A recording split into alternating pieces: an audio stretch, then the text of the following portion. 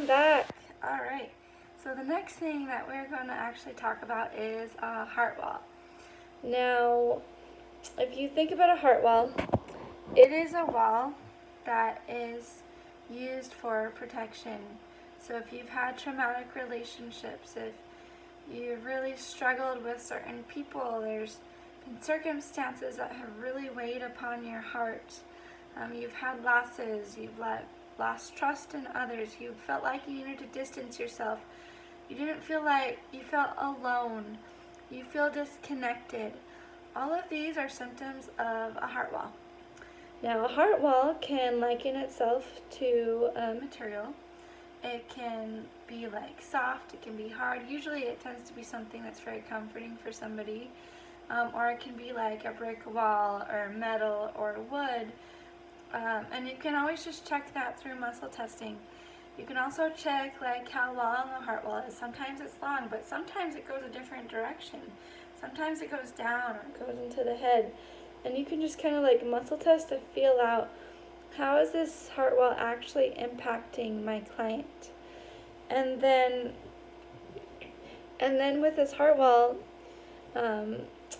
using the emotion code, you are actually just muscle testing emotions that are in the heart wall and then releasing the emotions, and then you can check until the heart wall is cleared.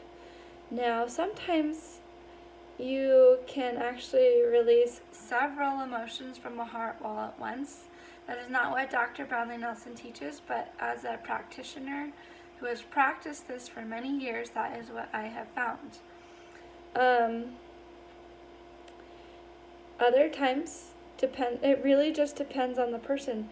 Other times you can only release one at a time. It just really just depends on what is best for them and for their highest good.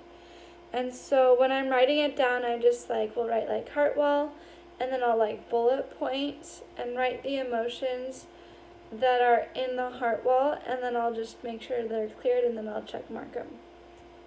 And when it's cleared, it's awesome, and usually they feel really good.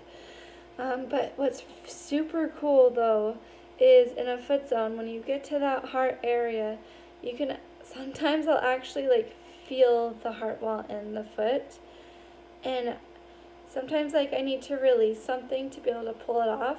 But other times I'll just say okay, take a nice deep breath and release with me like this, and have the intention of releasing. And then I'll simply just pull it off the foot. It is so cool how that works, but it really does work to clear heart walls through a foot zone.